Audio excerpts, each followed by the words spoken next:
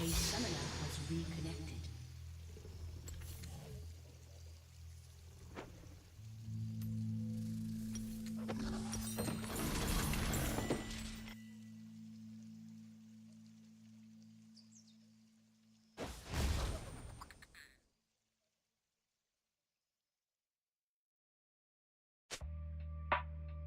Minions have spawned.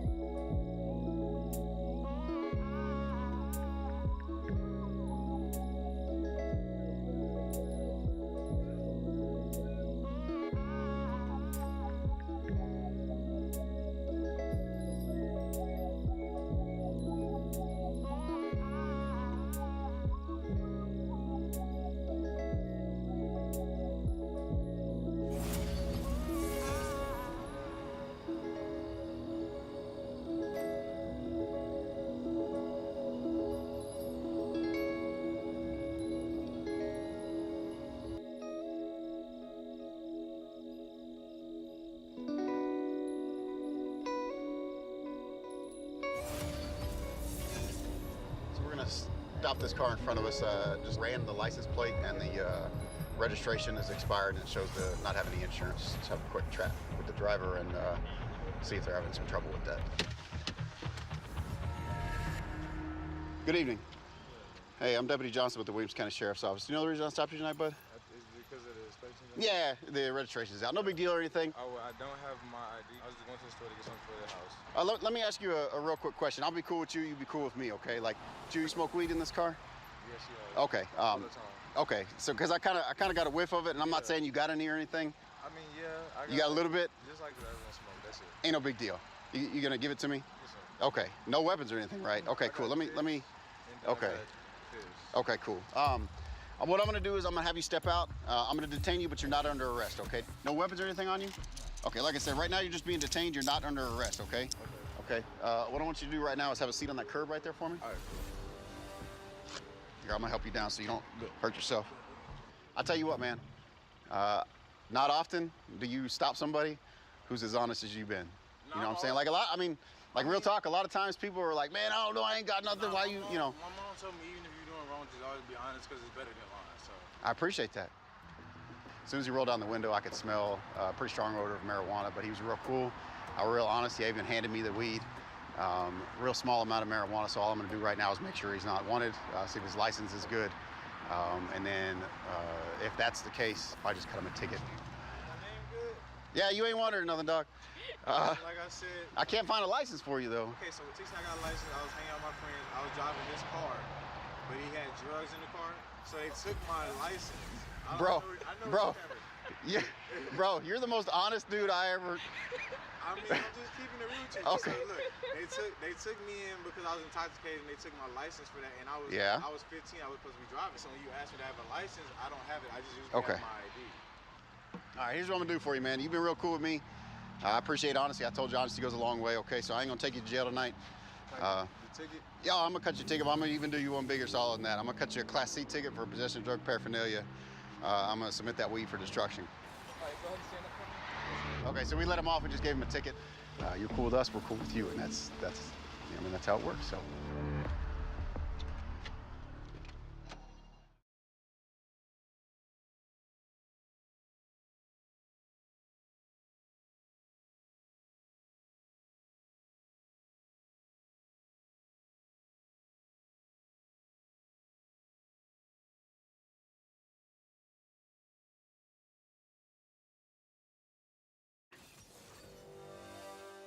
All right, this is where we're at, Mr. Collette.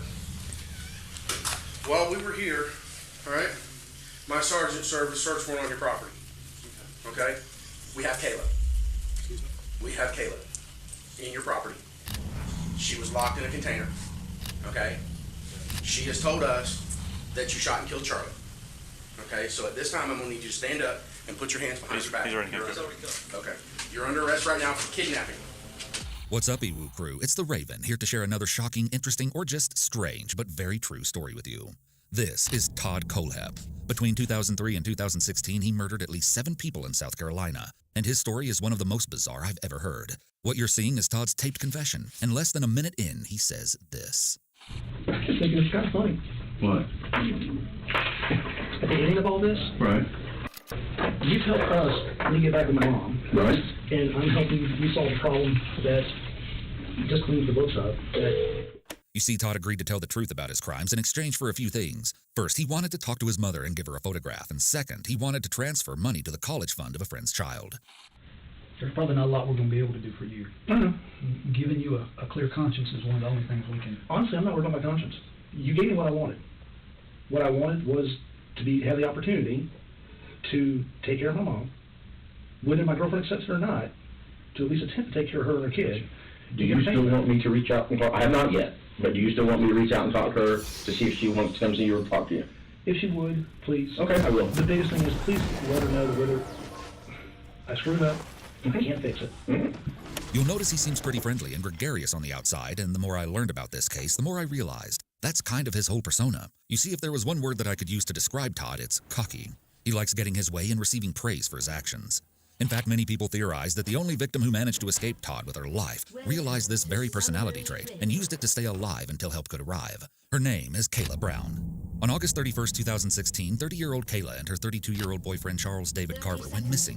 They just decided to move in together after a few months of dating, and in order to start building their new life together, the pair was looking to pick up some extra work on the side.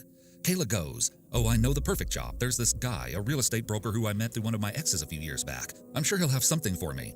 And he did. Todd was a very successful man in the area after all, and he put Kayla to work cleaning houses for his listings. She was stoked to have the additional income, and the deal only got sweeter when Todd said he had a job that both she and Charles could take on together. This time, it was clearing brush at his own 95-acre property, which was only about 8 miles away from his actual residence.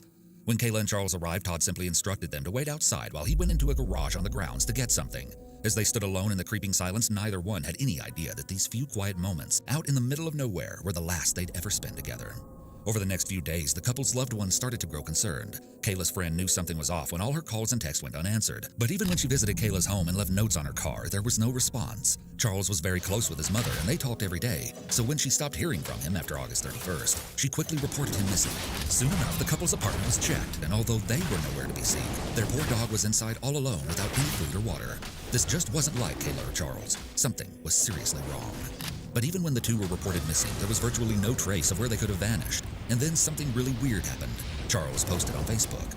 That's right. All of a sudden, just like nothing had even happened, Charles was back on social media with posts informing his friends that he and Kayla were expecting a child, that they had bought a house together, and that they were now married.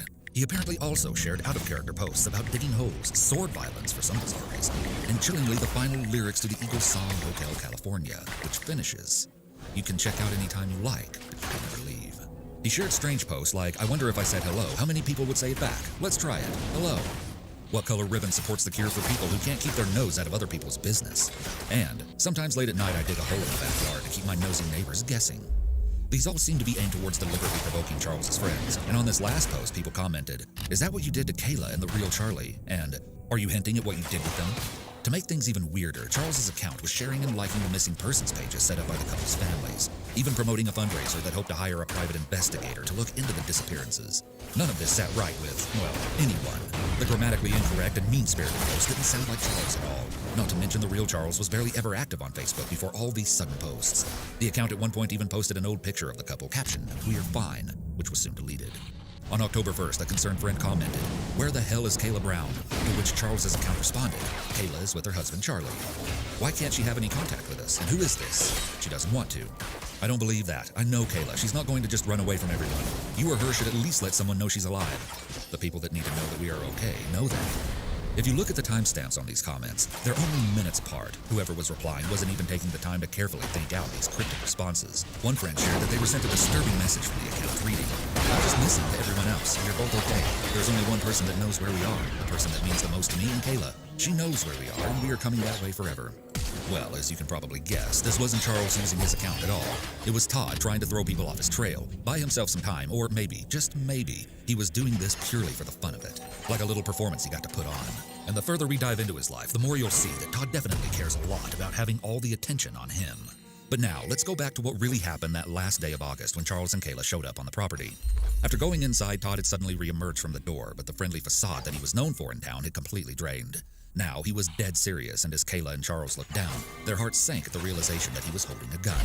Before they even had time to process what was happening, scream for help, or run, Kayla says that 3 bullets were fired, right into Charles's chest.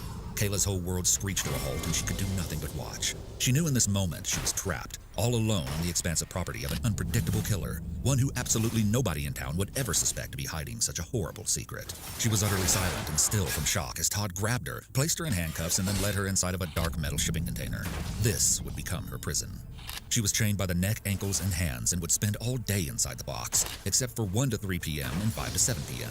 At those times each day, like clockwork, Todd would come retrieve her, bring her inside of a 2-story garage on the property, and force her to perform sexual acts. She would be fed, allowed to use the bathroom once, and given a small container of water to clean herself. She looked for any opportunities to escape, but they never came. For Kayla, time was running out. This was the hell she lived in while authorities were trying to piece together the puzzle of where she and Charles had disappeared to. All the while, Todd's posts on his own Facebook account were getting weirder and weirder, and looking back, his strange and cynical words are very telling. He had some generally questionable posts like this one from September 15th, 2 weeks after Kayla and Charlie went missing. Reading the news, this person is missing, that person is missing, another person is missing. Oh wait, that person just went to the beach with a friend. Another person found with her parole violation boyfriend. In the event I become missing, please note no one would take me. I eat too much and I'm crabby. They would just bring me back. On September 26th, he once again took to Facebook to rant. In my family, you get backhanded for talking back or being disrespectful. Wonder what the punishment would have been if I looted, burned cop cars, and threw stuff at people.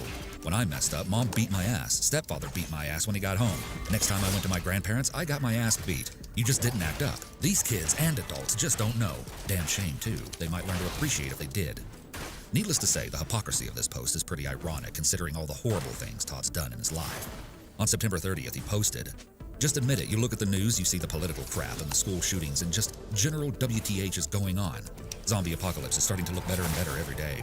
On November 3rd, he shared a post that really shows just how quick his fuse was, how he viewed almost every interaction through an angry lens, and really how much he loathed others, or maybe just felt better than everyone else. "We need Ebola to come as a huge snowstorm, wipe out half the population, then melt away. Just tired of entitlement, rude-ass people for no reason. People who race to cut in front of you to slam on the brakes to make right turns. And that mother that stands in the aisle at the grocery store, and dude, you know who you are, that blocks the aisle checking out the microbrews and blocking everyone on their way to their Michelob. Move." Notice how incredibly furious Todd gets when he feels that he's been personally slighted by random strangers. Remember this because it will become extremely important later on. But despite Todd's obvious temper online, nobody would have expected in a million years what skeletons he had tucked away in his closet. It wasn't until authorities got a search warrant to access Kayla's Facebook account that the picture would come together all at once. Investigators began searching the online profile for clues, and that's when they saw conversations between Kayla and Charlie about the job on Todd's property on August 31st. Now police knew what they were doing on that crucial last day, and when they went to trace the pair's phones, their worst fears were confirmed. Neither Kayla nor Charles had ever left the area of Todd's property. Police now knew exactly what they had to do, but not one person was fully prepared for what they might find. At about 8 a.m. on November 3rd, one group of investigators went to Todd's house, where they spoke for a while with the man, both sides remaining a bit guarded, unsure what the other side was hiding. As Todd was questioned about what he knew concerning the missing couple, Kayla and Charlie, he didn't know that another team of investigators was simultaneously arriving at his 95-acre property a few miles away to scour it for evidence. However, at this time, the authorities who were with him did reveal to Todd that they knew the cell phones of the missing persons had last pinged on his property. Todd responded, "You're trying to find the girl." The detective corrected him that they were looking for both her and her boyfriend. Guess Todd slipped up there, as he was the only one who knew Charlie was already gone. We have a search warrant, okay? In your car, okay? We are mainly looking for your cell phone, okay?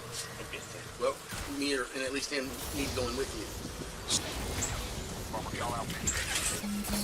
Meanwhile, not long after arriving on Todd's expansive rural land, the other team of deputies drove down its long gravel road and came upon the two-story garage. When they went inside, they were immediately concerned to see that the makeshift living space was adorned by shackles. But then they came upon the thing that fully stopped them in their tracks. In the bathroom, inside of a lone wastebasket, was a pile of hair clippings, reddish-brown in color. They warily headed back outside to continue the search, but as the investigators came across Todd's looming shipping container and went to take a closer look, they were suddenly chilled to the bone by a strange noise. Someone was banging on the walls from the inside, and they were screaming desperately for help. In that moment, the whole atmosphere changed. Deputies rushed to open the doors, but the container was tightly sealed shut by 5 heavy padlocks. This unforgettable video captured the few tense minutes where everyone held their breath, as a few men cut and pry open the locks, and then, finally, they were in.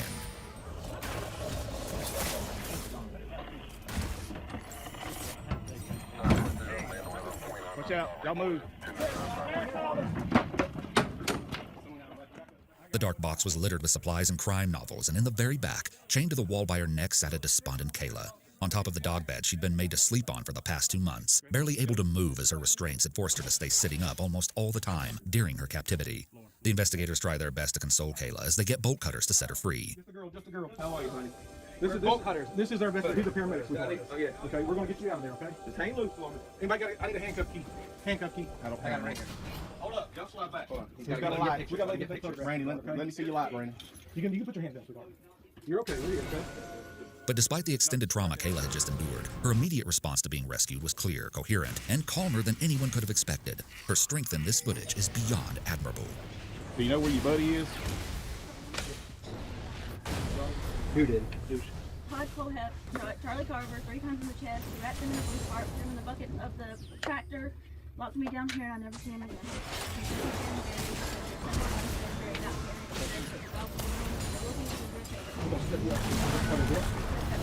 Tell the dog people that. No, The investigators at Todd's house were alerted of the shocking discovery, and they quickly confronted Colehep, letting him know the jig was up. They had Kayla, and there was no weaseling his way out of it now. All right, this is where we're at. While we were here, all right, my sergeant served a search warrant on your property, okay? We have Kayla. We have Kayla in your property. She was locked in a container, okay? She has told us that you shot and killed Charlie.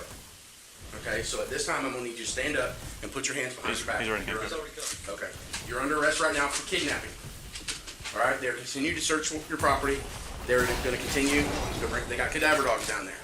Okay, if you wanna help yourself, tell me where Charlie's at, so we can go find his body. That's pretty much where we're at right now. Do you wanna help yourself and tell me where the body's at, so we can go recover Charlie's body? You don't want to? No, sir. Okay. Why'd you shoot it? Okay, why'd you lock her in a container in your property? She's on your property right now, locked in a container. They just got her out of they call it a shipping name. Connex box. She was locked in a container in a Connex box. They got her. We have investigators. We have like 20 investigators on your property right now. And they have found her in the Connex box. So she never left your property. Okay, you locked her in the Connex box, and she has told investigators that you shot and killed Charlie.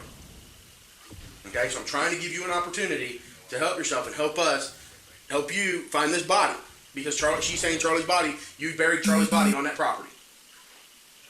No, sir. So you're saying you didn't lock her up, you didn't put her in the Connex box or anything? Probably a good thing. Go ahead and put him in the back of your car. Yes, sir. Watching this clip, Todd seems almost frozen by disbelief, like he never thought he'd actually get caught.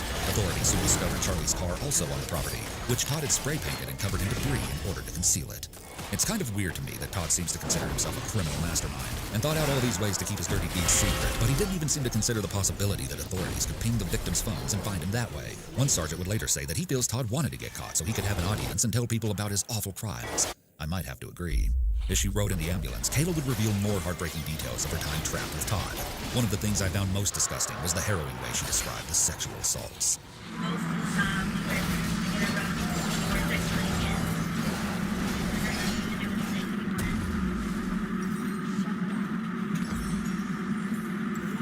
I said no, he didn't force himself on me. He said he didn't believe it, but he made it very well known why I was there. And if I wasn't useful, then I wouldn't need to be kept any longer than I usually do.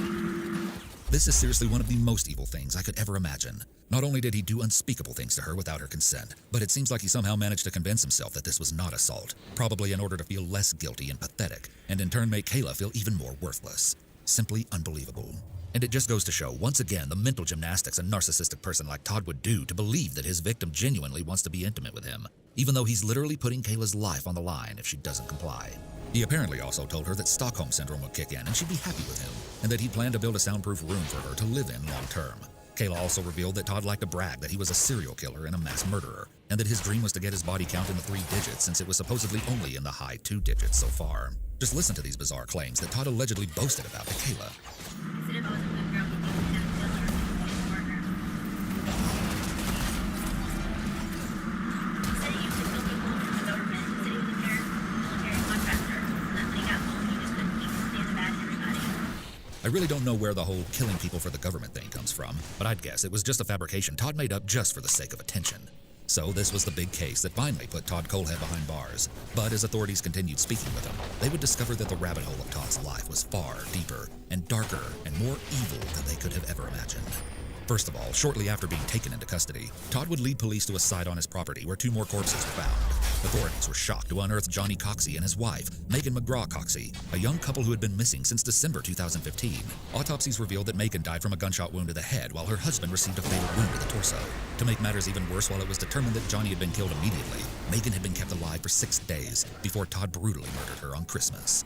Upon further research, it appears Megan and Johnny had just been released from jail shortly before they were missing, and with various sources reporting that they had a history of panhandling and that their baby tested positive for heroin.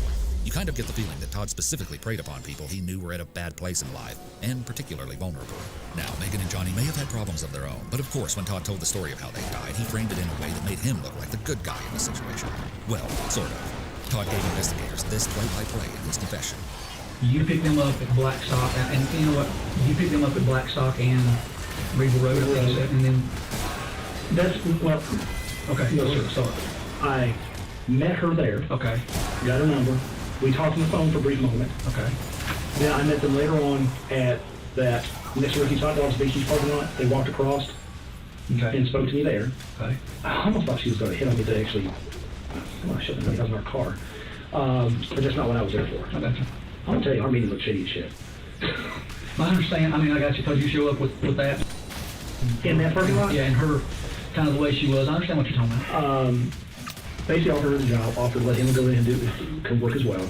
The next day, this was over several days. The next day, she was in the paper, mug shots.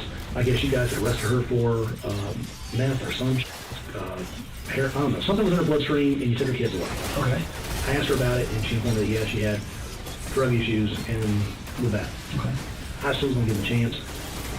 You know, I get having people it's hard. I get it.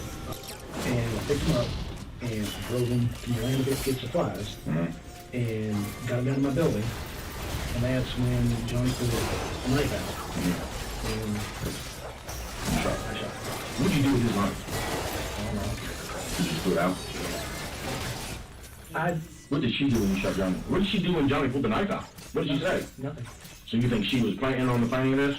I think she entirely wasn't planning of it. There was no, Yeah. Johnny, what are you doing? There was none of that. This was, her actions were, she knew he was doing that. They saw a guy who had a load of money, a car they can't afford, they didn't have a car, and they were going to get something. So then you shot him how many times? Shot him twice in the chest. Okay.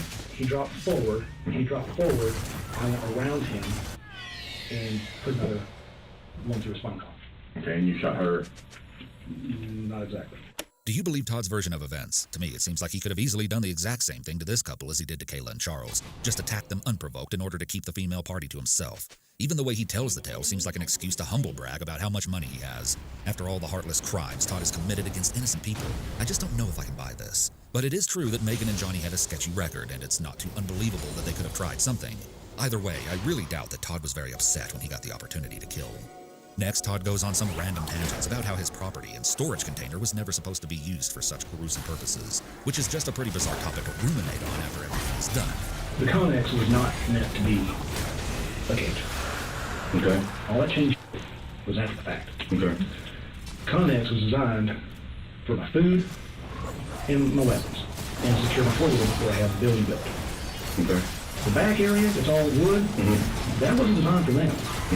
That was designed for my stuff. Okay. Until last week, there was no ceiling on that. Okay. I put that in because she was cold. Kayla was cold.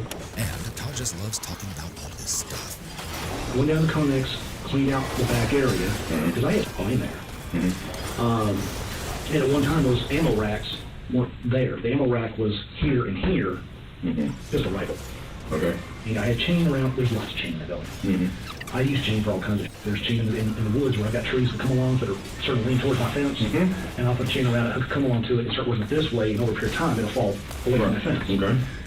So chain and cable and that kind of stuff, I got a lot of. Okay, let's pause right here. Todd is obviously very proud of all his gear, and he clearly has kidnapping down to a science. But before we go any further with Megan's story, you need to see the backstory for all this equipment. And it's actually probably the most bizarre thing about this entire case, the Amazon reviews. Yep, that's right. When investigators looked into Todd's internet activity, they discovered something absolutely insane. Todd had been buying the tools for his crimes out in the open on Amazon, and he left public reviews where he described exactly what he was using them for. The crazy part is, anybody who read these creepy reviews probably laughed it off as just some dark humor. On a master padlock review, the review read, "Solid locks have 5 on a shipping container, won't stop them, but sure will slow them down till they're too old to care." On a fixed blade, "Haven't stabbed anyone yet, but I am keeping the dream alive, and when I do, it will be with a quality tool like this." On a master lock, "Works great. Also, if someone talks back, go old school on them by putting this in a sock and beating them. They will not appreciate the hardened steel like you will. Works great on." Looks like he said shipping container. "Keep in car for when you have to hide the bodies and you left the full-size shovel at home. Does not come with a midget, which would have been nice. Works excellent. Getting the neighbor to stand still while you chase him with it is hard enough without having an easy-to-use chainsaw. It's blacker than my soul when priced right." There was even a review that read, "Now my locks have locks. Place is Hotel California now." Guess Todd was a big fan of that song.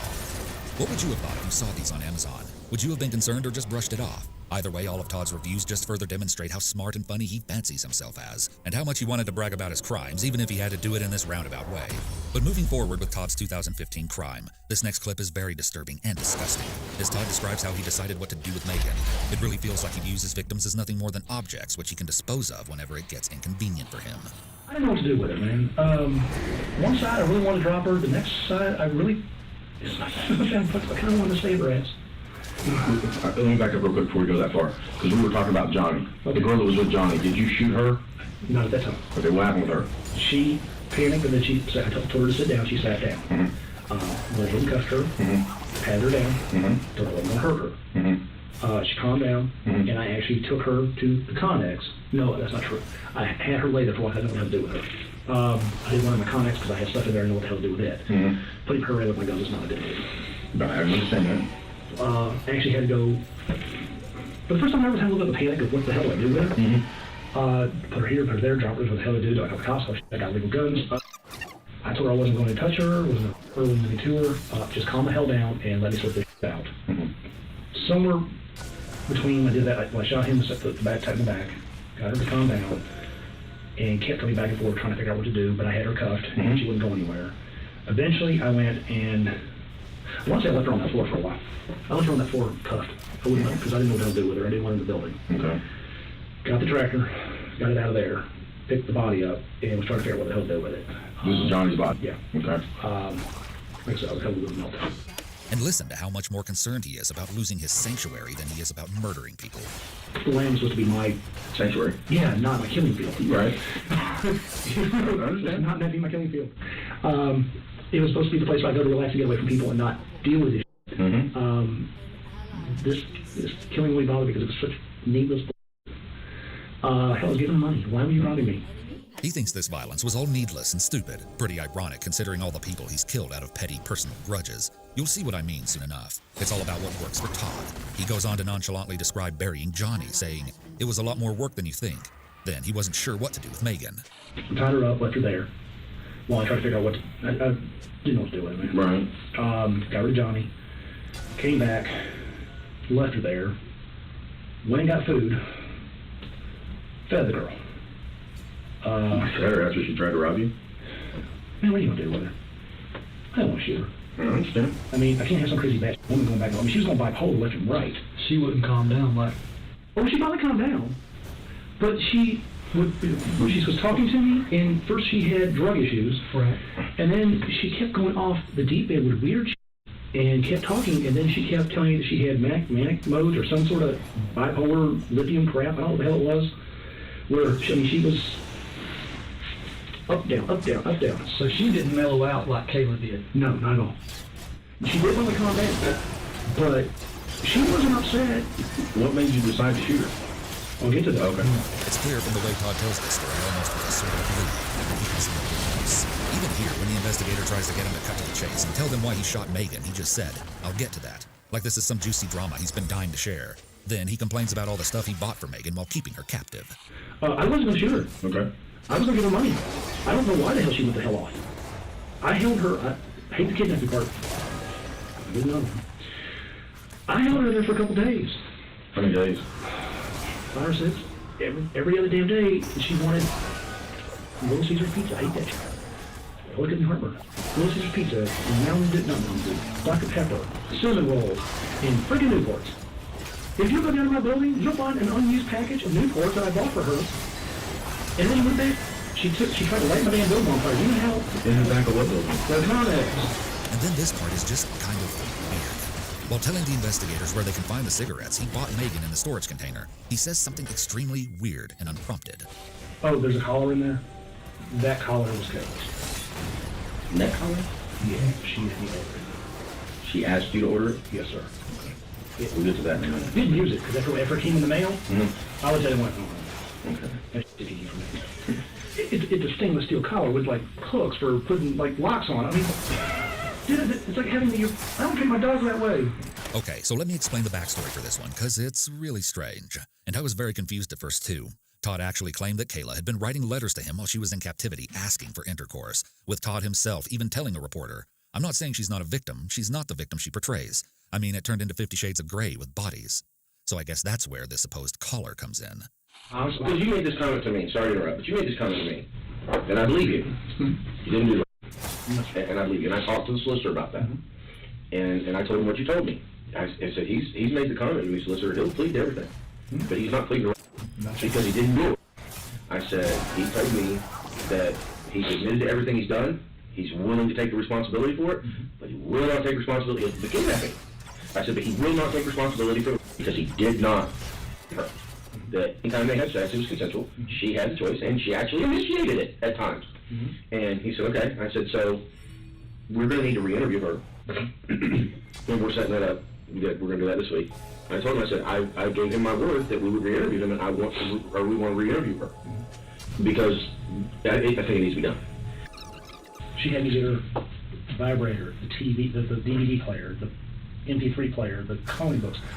I said, coloring books? Adult coloring books. Okay. Dude, I didn't question.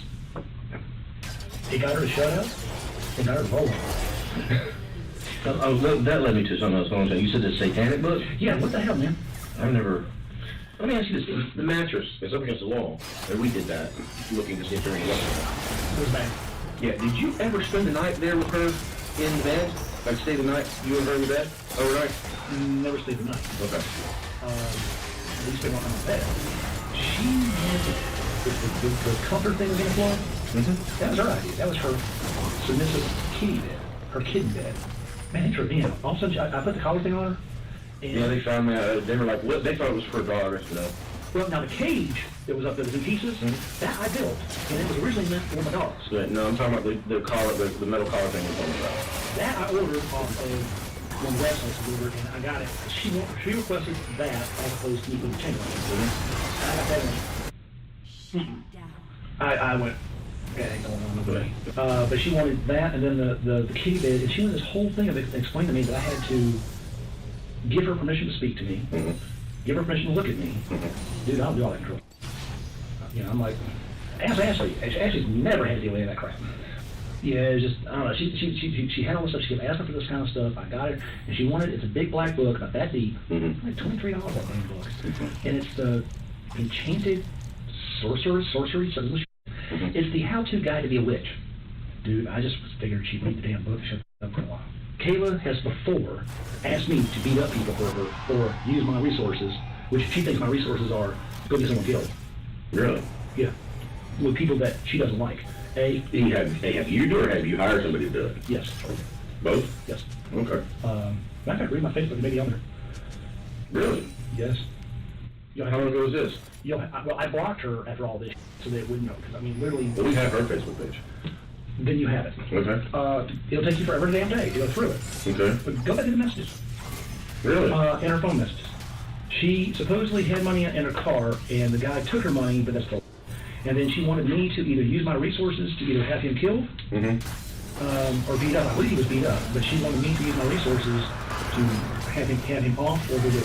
Kayla uses that thing between her legs to get dumbasses to go do stuff. And that's what I'm trying to say, that she's going to use that to get Dustin hurt. So, yeah, I'm just going to leave it at that out of respect for the victim. But I haven't seen any of those letters or anything to suggest Kayla was there consensually. What I will say is that even if such letters existed, who's to say that Kayla wasn't just appealing to Todd's ego to stay in his good graces and save her own life? After all, she herself has stated, I realized it was easier if he thought things were going his way, so I made him think whatever I had to. Plus, Todd had reportedly warned Kayla that there was a woman who he'd kidnapped before her who hadn't been so lucky to make it out with her life. Which brings us back to Megan. Unsurprisingly, Todd said a gross and totally unnecessary sexual remark about Megan, too, during his confession. Told her basically that if she would just chill the hell out. You don't know me. You don't know very much about me. You don't have, and last time I could check from what was online, she had a warrant waiting for her ass. I'll give you work for $4,000. I'll drive you up to Tennessee. I'll drop your ass off somewhere. If you got any common sense on this planet, you'll go left and I'll go right. What'd she say? Oh, she got so excited I got my sucked. She did? Yeah. Okay. It wasn't bad. I told her I would give her $4,000 and basically release her in Tennessee. Just go. Please, go. Don't come back. It's cringy and horribly sickening at the same time to hear him talk so proudly about these things. It's like he thinks the investigators are his buddies, which just shows how large his ego truly is. He goes on to say that he thought his plan to set Megan free would work since she didn't really know who he was, and because of her sketchy background, she probably wouldn't want to go to law enforcement for help. But somewhere along the line, Todd changed his mind.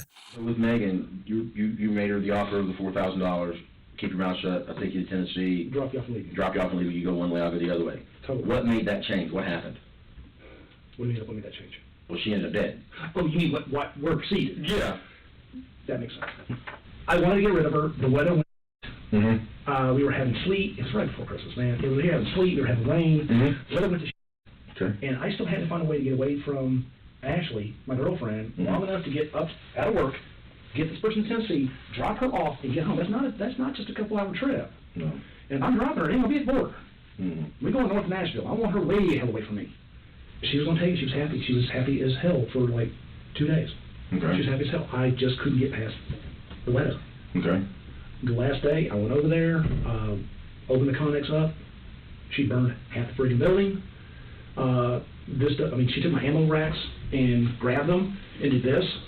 Oh, I'm gonna tell you, I'm not for such a. Mm-hmm. Damn. So then what happened? Well, there was ammo everywhere and stuff everywhere, and she broke the fan. I got her a fan. She broke the fan. Mm-hmm. Prime, man, you just can't beat that. 2-day shipping. There's a fan there now that came with a 2-pack. Mm-hmm.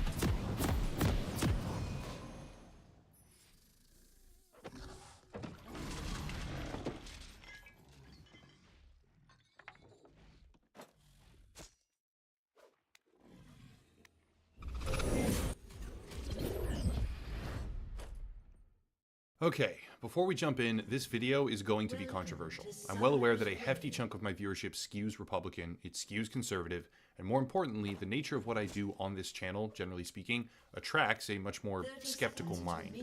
Highlighting fraud, exposing scams, evaluating businesses, crypto, video games, you name it, that's fun for me, but the underlying attraction to these topics is a pursuit of truth. Over the past 5 years, the channel has evolved from something primarily aimed at stat compositions and meta mechanics in particular video games to pro-consumer advocacy, and eventually investigations into all manner of illicit dealings and shady topics. I've covered situations where companies were blackmailing their customers, or where crypto projects and major video game organizations were scamming members. I've talked about hackers who brought entire franchises to their knees, conspiracy theories about AI, corporate buyouts, financial cover-ups, and commercialized social media crime. Over the past 5 years, the channel has fundamentally changed, and while I do still cover and appreciate video games a great deal, it is far more likely now that you will find, to the best of my ability, I might add, an in-depth look at whatever topics are dominating the contemporary zeitgeist right now, whether they be technological, social, political, or otherwise. In short, I have become motivated by a desire to unravel things that are untrue, deceptive, or predatory, and with that in mind, I find myself with a burning desire to discuss 2000 Mules. Not because I agree or disagree with its bare premise, not because I want to undermine or disprove its findings, but because this documentary is fundamentally flawed in its production decision-making. On such a massive scale, I simply cannot take it seriously at this time. I understand full well that this will very likely lead to a vitriolic barrage from anyone who supports the underlying premise, but please give me a few minutes of your time, because I think that when rational conversations can be had, this documentary will be seen for what it really is.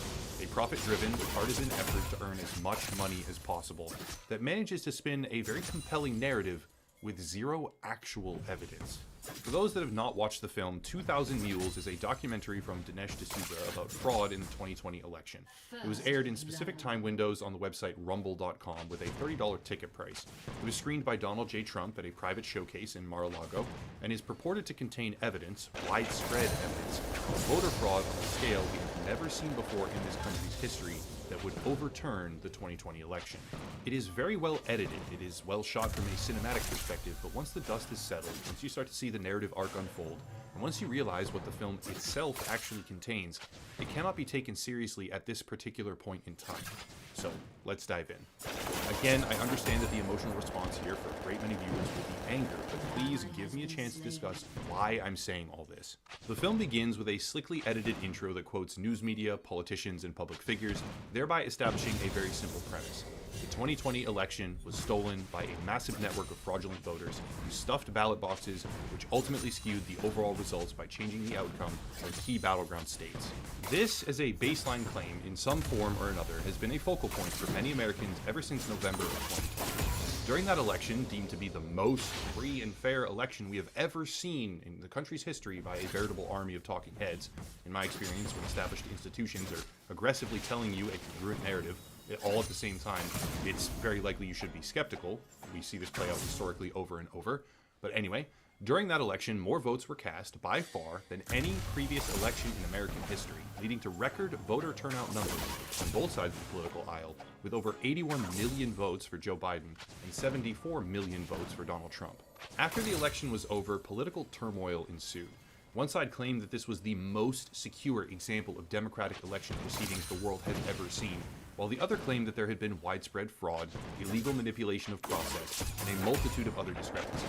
This divide has honestly only gotten worse at the more extreme ends of the spectrum, and 2000 Mules, in its effort to prove that the 2020 election was improper, has made some very, very bold claims. To explain this properly, I want to go through chronologically and discuss the strengths and weaknesses of this documentary because I believe that deliberate choices have been made to obfuscate just how weak their particular case actually is. To be clear, the methods they are employing are actually excellent. I would be strongly in favor of further investigation with the same data and system, but the documentary as it stands today is unbelievably bad at showcasing real evidence, while hiding behind a smokescreen of incredibly serious allegations. After the intro is over and the cinematography takes a backseat, we meet the parties involved. This is where the film actually does do a very good job at painting a compelling picture, and the first 40 or so minutes is honestly very strong. In those 40 minutes, we meet the architects behind an organization called True the Vote, and True the Vote is an anti-election fraud initiative founded in 2009. This by itself avoids some of the immediate potential criticism because it is not a group that emerged as a direct response to the 2020 election in particular, and has actually been closely involved with election security topics for over 10 years. Now, I think I'm going to avoid a history lesson here on who they are and where they came from. What organization they morphed out of is what I mean, and where their funding primarily originates, but that origin story is probably going to be used to discredit them at some point in time in the future because it's rather skewed. However, most people watching aren't really thinking about that and simply won't care, so I'll just move on. In these 10 past years, one of the founders has testified before Congress, and you would be forgiven for believing that the organization had also played an important part of what amounts to a successful expose of actual voter fraud. This is where the film on a surface level gains the most strength, because the insinuation is that True the Vote had something, or anything to do, with a Republican representative who was ousted a year after his election for absentee voter fraud. The story is rather complicated, but Representative Mark Harris's campaign had run an illegal voter fraud operation in the 9th Congressional District of North Carolina that eventually fell apart as a result of testimony from family members, I believe, and True the Vote had nothing to do with this, but clever context framing and the willingness of this documentary group to use examples on their own side of the aisle builds a sense of impartiality. Now, personally, I happen to have pre-existing knowledge on this topic from a different video I almost did, so it immediately had me skeptical when the framing seemed to point to them being somehow involved. It's not explicitly stated directly that they're involved, but I would be willing to bet that many people watching had that sort of impression. However, that's less important as they get further into their claims, because what comes next is fairly serious. True the Vote claims that there is a process by which voters are paid for absentee or mail-in ballots through a mule and charity system, where those ballots are then filled out and distributed to drop boxes by a network of individuals on a massive scale. The way that they have determined this is geolocation tracking data from individual cell phones. And to bolster the credibility of that technology, they cite a police case where it is used to catch violent criminals. It is claimed directly that True the Vote purchased cell phone geo-tracking data in the area of an incident where a young girl was killed, tragically, evaluated that data, and then turned it over to the FBI, resulting in more arrests and greater closure to that case, which, if true, is amazing and commendable. This kind of application is fantastic, and it very much does lend credence to the idea that this technology and this data could be used to evaluate the election. So how does it work? The framework is rather simple and relies on tracking the pattern of movement for individuals who visit a multitude of ballot drop-box locations, as well as the unnamed charities that are alleged to be the dispersal mechanisms for fraudulent ballots. The example they give is this. One individual being tracked by data points from their cell phone, geolocation tracking data, visits 28 ballot drop boxes in the same day. Some of them are clearly reached after significant course deviation, specifically to that particular area, and 5 of the unnamed charities as well. This is where the documentary reaches a tipping point. They've established credibility for the technology that they use to evaluate where people are going and when. They have reached across the aisle and elevated the idea that election security is bipartisan and unbiased, I guess is the right word for it. And they have now drawn what appears to be a seriously improbable movement pattern to 28 ballot boxes on the same day. This is the time when viewers will likely begin to either buy into what they are saying full scale, or begin to back away as the rest is generally unfolding. What follows next is a buckshot approach to the data where they jump from a single individual and highly suspect pattern of movement on a particular day to the hundreds, even thousands of similar cases that they saw in major swing state regions. I'll spare everyone the details of how many they allege and in what particular locations, but the spattering of important counties are claimed as having a great many similar patterns where individuals are visiting 20, 30, even 50 ballot drop boxes on the same day or the same night. Now, by itself, in my opinion, this is worth digging into, but they go further. Through a request process, True the Vote was able to acquire official state CCTV footage of these boxes in specific areas that reveal exactly what some of these individuals were doing when they visited. They were not able to get footage from all of the states that they looked at, but for some, they were allowed through a public request process to access, in total, 4 million minutes of surveillance footage. In that footage, they identify certain individuals who presumably are one of the mules in this network that they allege, and they show them placing multiple ballots in a box at the same time at extremely odd hours of the day or night, such as 3 o'clock in the morning. This is where things get very, very problematic. This footage, on its face, appears to bolster their narrative, but when you buckle down and focus on what they aren't showing us, it does the exact opposite. Throughout the rest of this documentary, they never, not one single time, showcase an individual, the same individual, at two separate drop boxes. They show a woman dropping them off overnight, surgical gloves on, where she throws the gloves away immediately after, which is very strange. They show a man dropping them off and letting some fall on the ground, then running away when he's finished. That's strange. They showcase people taking photographs of the ballot box when they're finished dropping them in. That's also strange. But never, not one single time, do they show the same person on the same night at a different location dumping additional ballots. The claim is simple and very, very severe. We have identified hundreds of mules in multiple areas who sometimes visit 50 or more ballot boxes on the same night. We have requested and received CCTV footage for some of those areas, and here are examples of people dropping off ballots. And these things in conjunction with one another prove our case. That's basically what they're saying. But to me, this is the death of the documentary's credibility. Think about this. True the Vote was able to identify specific cell phone signals and track them in a suspect pattern across, as the result shows, 28 ballot boxes in one day. They were able to obtain CCTV footage, 4 million minutes of it, and they focused only on the states where ballot harvesting is illegal. Ballot harvesting, for those that don't know, is a process by which you pick up the completed ballots from other people and then put them in a drop box or turn them in. It's legal in some states, it's illegal in others, and for a few, it allows family members and caregivers to participate, but for the states that they focus on, it's either illegal or restricted to just family members and caregivers. Now, generally speaking, I don't know why you would ever give some other person your ballot to turn in, unless you had to for like medical reasons, but yeah, this is a really suspect process with a lot of controversy. The entire rest of the film, despite having the geo-tracking data and timestamp for cell phones with corresponding CCTV footage in some areas, they do not show the same person twice at separate boxes. They just never do it. Instead of taking one example in an area where their information requests were granted and they have the footage, and tracing that one cell phone signal, showcasing 10 or 8 or even 5 or 6 of the drop boxes being stuffed by this one person in rapid succession on the same night, instead of doing that, which they obviously should be able to do if their data claims are accurate in the slightest, they pick just a couple of instances, they do not show further examples of that person's route, and they claim that they know the motivation of this person from that limited scope. I'll go even further. Ballot harvesting is not a legal practice in some of these states, or at the very least, it is restricted to family members and caregivers. They acknowledge near the end of the documentary that the woman with surgical gloves on is in Georgia, and if this woman corresponds to one of their cell phone data signals and they've been able to obtain all of the footage in Georgia because they were granted their request, they can see her entire pattern of behavior that night, presumably. Why would they choose not to show her at all going anywhere else and stuffing different boxes? If they showed her at even just 1 or 2 additional ballot boxes unloading 5 or 10 more ballots, they would be able to make an incredibly strong case of individual voter fraud immediately against this person, with the data to advance their case on top of it should they so choose, but they don't do it. Why are they choosing to not show us any of the actual evidence?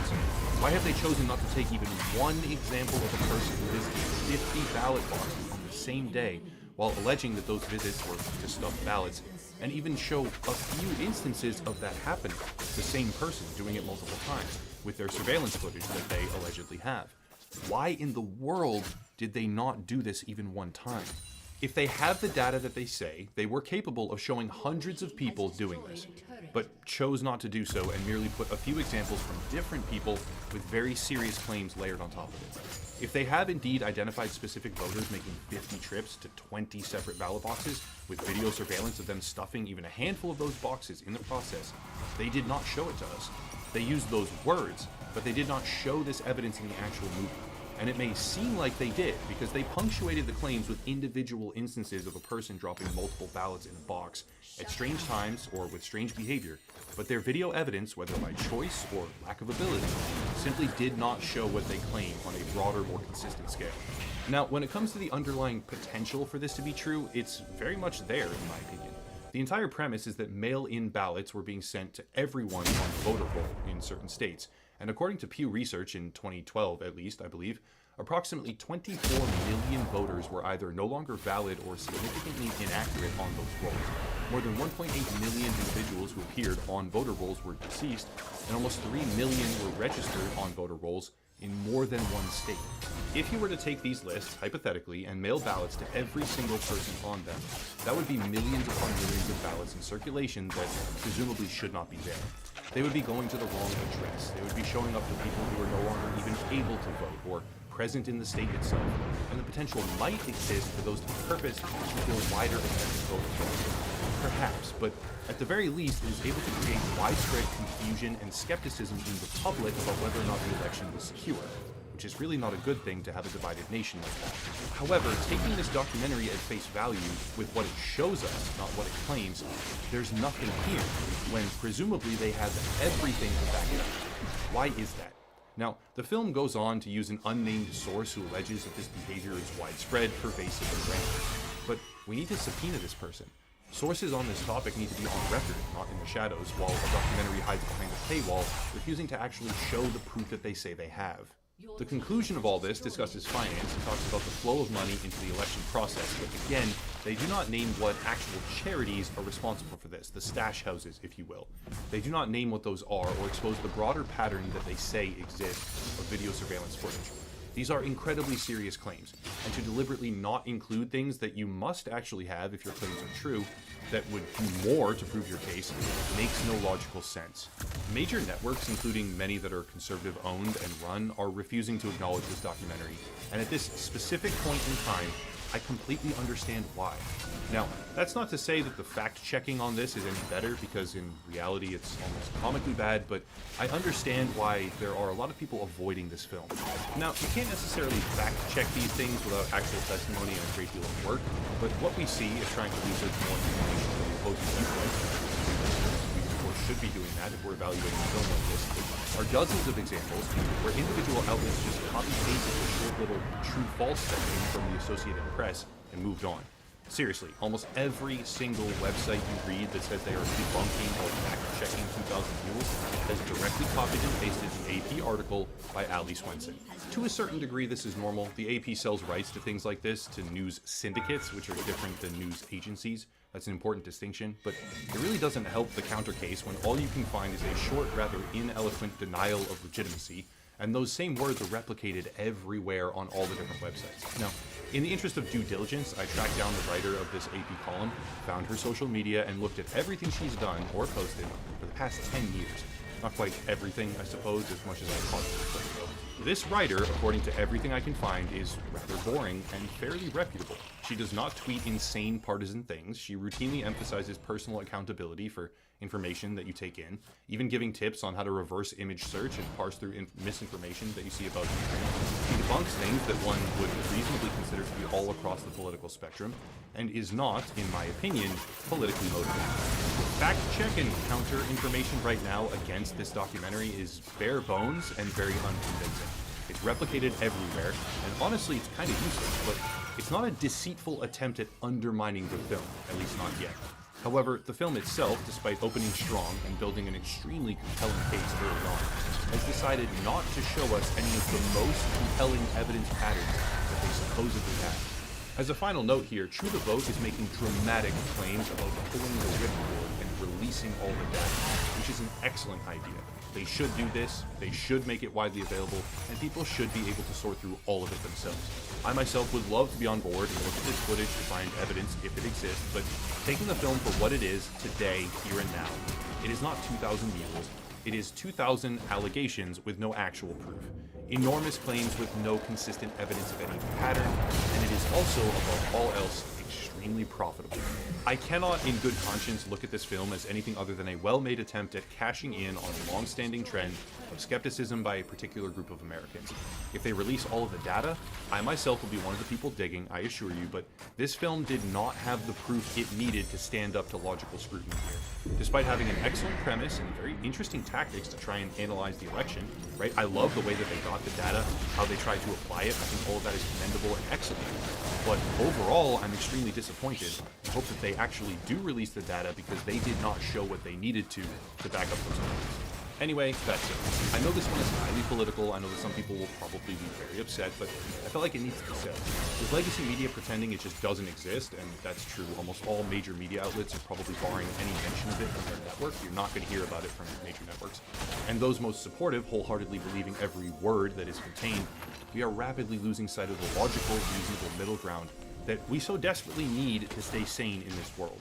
This was my attempt at landing on that target. If you want to support, please consider Locals or Patreon, a monthly fee to make the content possible. Also, Odyssey, a YouTube content alternative, and if you want to watch 2,000 Mules free, just go to Odyssey, type the name, and you have tons of options. Super easy. There's another creator to check out, merchandise, social media, etc., etc. But I'll cut it there and stop there. As always, thank you all for watching, and have a nice day.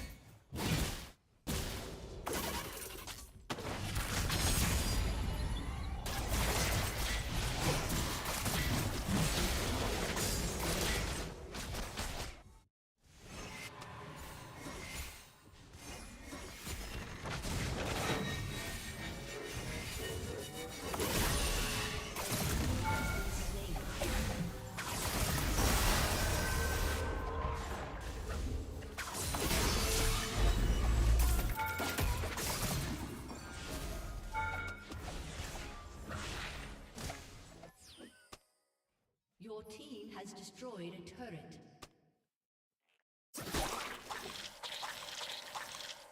Shut down.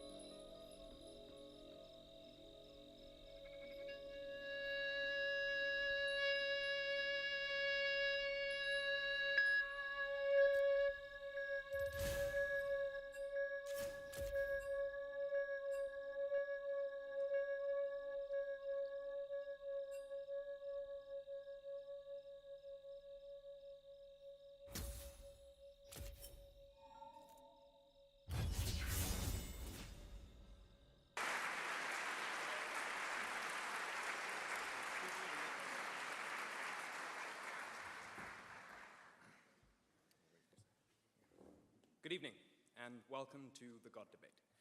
My name is Daniel O'Duffy, and this is my good friend and colleague, Malcolm Phelan.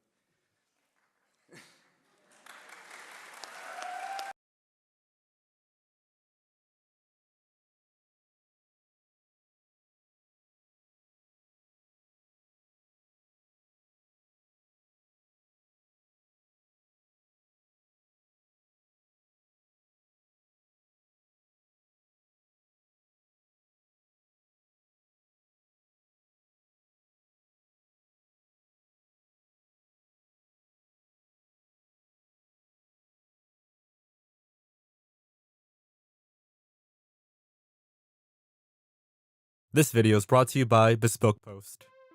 Bespoke Post is a monthly membership club delivering some of the coolest boxes of top shelf goods.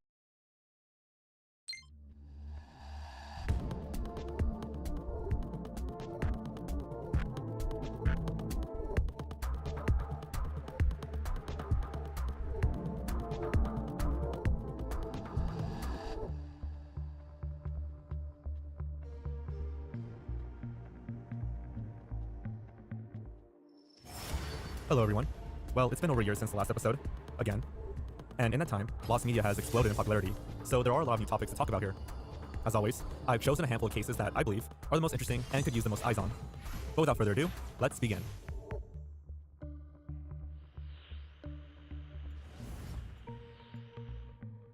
As I was working on this video, a Reddit post from April 4th, 2022 skyrocketed to the top of r/music.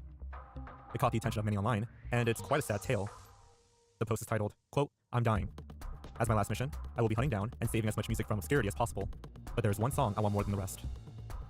According to this person, they were recently diagnosed with an, quote, "inoperable tumor," and was given merely 6 months to live. As a final will, this user devoted their remaining time to finding a song they heard once on the radio. Quote, "For 4 years, I've been haunted by the song, and I always sort of figured we'd cross paths again someday, but that has not yet happened yet. It genuinely pains me that I could die without ever figuring out what this song is and hearing it again. Even more painful is the thought that it may already be lost to obscurity, and no one will ever hear it again." They go on to describe what details they remember. Quote, "Male singer, heard sometime between February 9th and 14th, 2018, between 9 and 11 in the morning, on KXD Denton. Since I only caught the tail end of the song, maybe the last minute and a half, I only managed to write down these few lyrics. Quote, to try for anything, I couldn't stomach things, it just kept getting worse. Yes, I have Googled lyrics. I went to the KXD website right after I heard it, and did not see the option they have today, which is to look up the past 30 days of songs. I called and emailed many times over the years, including recently, and never heard back. So that's it. That's all I got. It may seem a little bit silly to get this hung up about a song, but looming death makes people do funny things.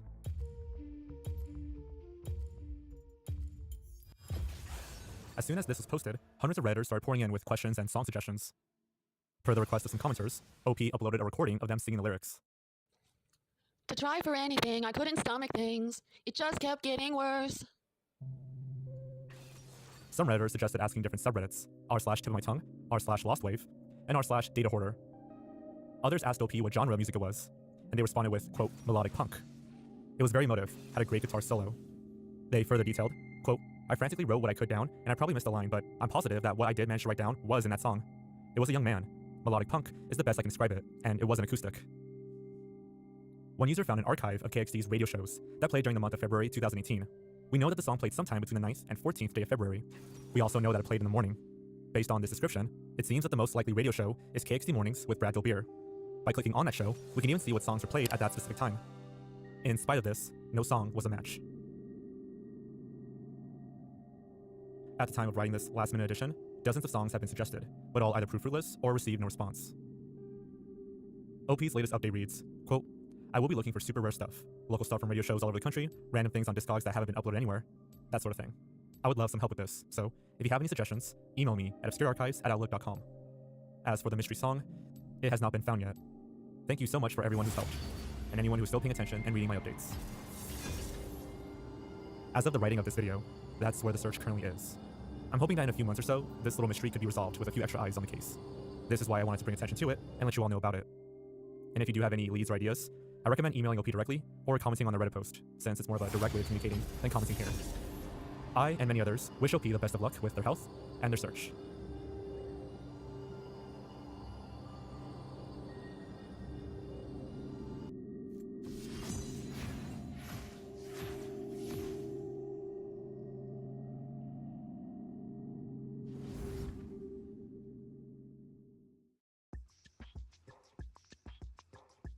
On to something much more lighthearted now. Let's talk about a lost Shrek commercial. This tiny mystery blew up on Twitter earlier this year, and I couldn't help but talk about it in the series. We've all seen this reaction image before, right? It shows Shrek holding up a camera with the text, "Yep, this one's going in my cringe compilation." According to Know Your Meme, it first began going viral in early 2018, being spread around in various subreddits and 4chan threads. The question is, where did the screenshot originate from? It's clearly not from any of the films, and it looks too polished to be fan-made. Around this time, a thread was created on the Lost Media Wiki forums about this small mystery. According to Lost, it shows Shrek holding up a camera with the text, "Yep, this one's going in my cringe compilation." According to Know Your Meme, it first began going viral in early 2018, being spread around in various subreddits and 4chan threads. The question is, where did the screenshot originate from?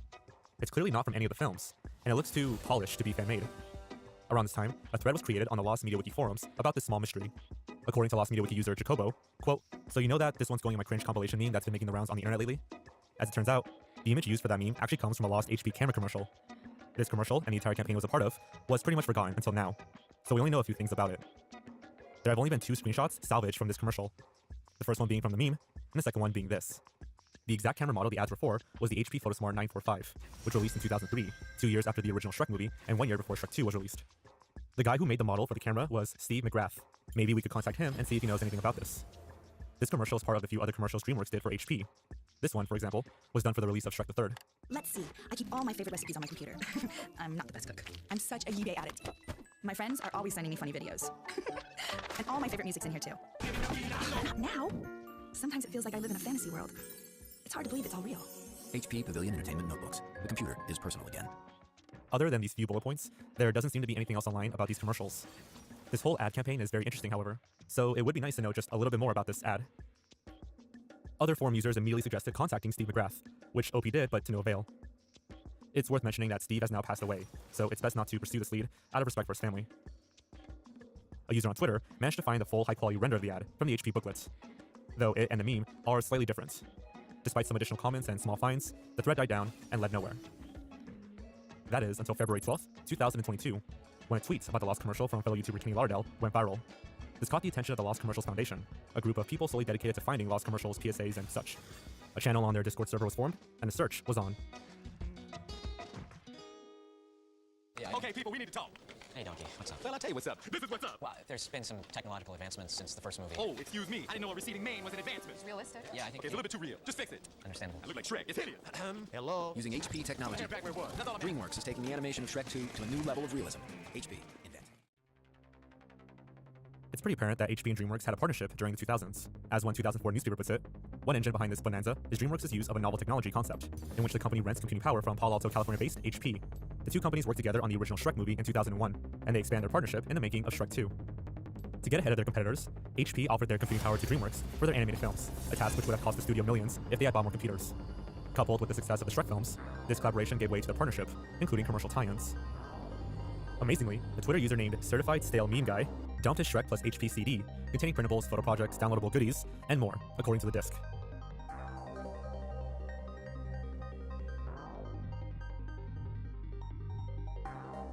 While the disc contained an impressive amount of Shrek media, the Lost commercial was nowhere to be seen. It should go without saying that the marketing and tie-in advertising for Shrek was massive, which could make finding this Lost commercial extraordinarily difficult. Rarely are commercials archived to begin with, save for those compilation videos on YouTube which were scoured through. And despite months of uncovering many strange and odd Shrek ads, this one has escaped discovery. Naturally, this has led some to believe that there was never a commercial to begin with, and there is one big reason for this. Searchers found an ArtStation account belonging to Steve McGrath, the man who originally created the image. His description reads, "For an advertisement for HP, I created a photo reel, detailed model of their HP camera for Shrek to hold. All images here are copyright of DreamWorks Animation and HP." It's interesting that the creator himself referred to this as a photo reel, and not a screenshot or taken from a video at all. So maybe these are just photos. But why make an HP commercial with Fiona, and not Shrek, the star of the franchise? Also, the image had this on its file path, f.101.r, which could mean frame 101 rendered. This might suggest that this image was a screenshot, taken from the 101st frame of a video. Furthermore, the aspect ratio looks like it's from a video. There's also the possibility that the ad was made, but never aired, as there's absolutely no mention or memory of it online. After some discussion within the Discord, the Lost Commercials Foundation tweeted, "The meme image appears to be the same pose model from the HP booklets, albeit from a slightly different angle. Whilst this may not be from a commercial after all, it does suggest that there's more tie-in media to discover."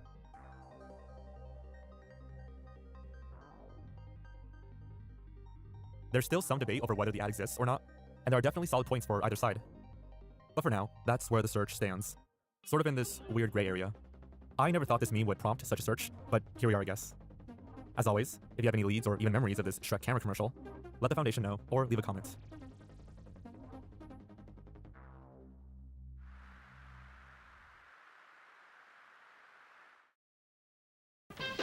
From the Chuck Barris Stations in Hollywood, California, it's The Dating Game. Here's our show and your host, Jim Lang. Thank you. Oh, you're beautiful. Thank you very much. Thank you, and welcome once again to The Dating Game. The Dating Game is one of the longest running game shows in American television. Premiering in the 60s, the show features a woman and 3 faceless contestants. The woman would ask them questions before ultimately choosing one to go on a date with. At times, the roles were reversed, and it'd be a man questioning 3 women. Sometimes celebrities would appear as the bachelor, or even as one of the contestants. All in all, it's a cheeky, fun game show that has lasted for several decades. So why are we talking about it? Well, on July 6, 2021, a person named Calvin Stevens wrote on his blog about his search for a lost episode from the show, an episode in which he met his wife. Quote, "We are on the hunt for a tape of the show. In advance of our 50th wedding anniversary, please consider ways you can share the story widely, so that, if any recording exists, we might find it. Thank you, Cal and Nancy Stevens." This blog was shared on the Lost Media subreddit, which is how it came to my attention. Quote, "We met when show number 198 was taped on September 14th, 1971. 7 months later, on April 8th, 1972, we were married." According to Calvin, he was working at a sporting goods store in the 70s when he was visited by a staff member of the show. This staff member invited him, as well as his coworkers, to try out for the dating game. Nancy was chosen as the bachelorette, and did not see Calvin until the filming of the episode. Calvin was one of the 3 faceless contestants on the episode, and after their introductions, Nancy was brought on stage to begin questioning. After some playful back and forth between Nancy and the 3 contestants, she ultimately chose bachelor number 2, who was Calvin. The 2 other men were escorted out, and Calvin formally introduced himself to Nancy, face to face. It was the first time they saw each other. Jim Lang, the host of the show, revealed their dates, a 3-day resort in the Smoky Mountains of Tennessee. Calvin even posted the contract they signed to accept this vacation on his blog. However, when filming for the episode was done, Calvin and Nancy immediately started going on all kinds of dates. By the time they went on this vacation, they had already been together for 3 weeks. Quote, "These weeks were filled with our frequent attempts at finding reasons to get together. A Dodgers game, trips to Nancy's place in Newport Beach, visits with her family in Bellflower, my brother's home in San Pedro, and other places." After months of dating, Calvin and Nancy married on April 8th, 1972, in Costa Mesa, California. The Dating Game had asked to record their wedding for a future episode to commemorate their marriage. Several decades later, Calvin and Nancy are still happily married, but there is one thing they are currently searching for. For their 50th anniversary, Calvin has searched online for a recording of this episode, but it has, quote, "eluded us over several attempts and all the years since. Despite some very good connections with Sony Corporations, the current owners of the Dating Game content, we continue to hear that they cannot find our episode. Several months of episodes, including ours, are simply not in Sony's library." It's worth noting that Calvin and Nancy were told that the tapes used were quite expensive, and it's likely their episode was simply recorded over, in favor of newer episodes. If that's the case, then that makes this piece of lost media extremely difficult to find, unless someone has a home recording. Some episodes from the same year are available on YouTube, so it's not impossible. Unfortunately, this is where their tale ends. It's a super cute story, and if you're interested, I highly recommend reading through the entire blog post, as I've admittedly skimmed through the details. But as far as I'm aware, the episode has not been found, and his blog has remained inactive. I'm holding out hope that a recording of this episode exists somewhere. There have been plenty of cases of old or rare pieces of lost media appearing out of nowhere through home recordings or VHS tapes. I mean, just recently, at the time of writing this, the long-lost 1982 Macy's Thanksgiving Parade was found through a tape on eBay. Yeah. If there's one thing I've learned from the lost media community, you never know how things will turn up.